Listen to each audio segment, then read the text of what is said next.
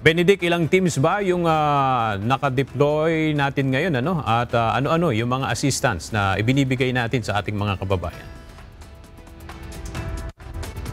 Magandang tanghali aga, 45 teams na standby medic station ang nakadeploy ngayong halalan. At mula pa kaninang madaling araw ay nakantabay na ang buong puwersa ng UNTV News and Rescue sa buong bansa para sa pagbibigay ng public service lalo sa mga kailangan ng mga medical assistance.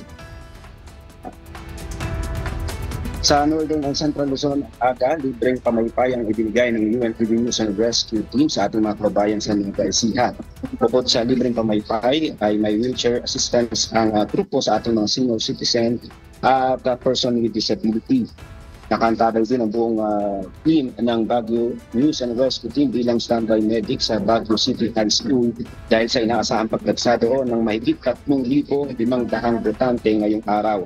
At para mas maayos naman na maasistihan ang mga posibleng pasyente ngayong araw dahil sa pagboto ay ipinagamit sa UNTV News and Rescue Team ang isang clinic ng isang eskwelahan sa bahagi naman ng Pampanga.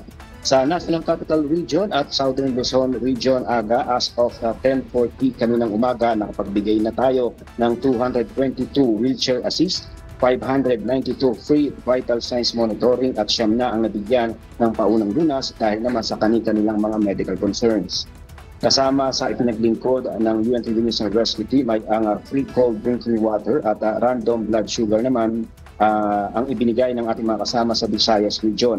Nakaantabi rin mula pa kaninang alas 5 ng madaling araw sa mga polling present ang tatlong UNTV News and Rescue Team na binubuo naman ng 31 responders. Nagbigay ng libreng assistance ang grupo sa mga botanteng senior citizen mula naman sa Antonio Jaime Elementary School sa Bacolod City, Catarman 2 Central School sa Catarman Northern Samar at Hogon Elementary School sa Tagbilaran City sa Bohol.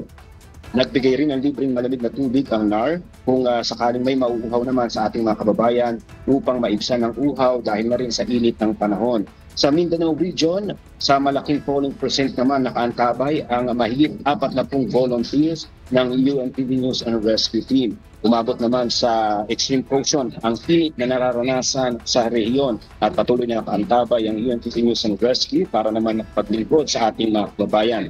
Bahagi ng public service na ginagawa ng UNTV News and Rescue Team ay ang ibinibigay na libreng malamig na tubig at blood pressure monitoring at ang pag-assist sa ating mga senior citizen at PWD at ang tuloy-tuloy na pag-assist kung mayroong mga insidente o aksidenteng mangyayari sa kanilang area of responsibility.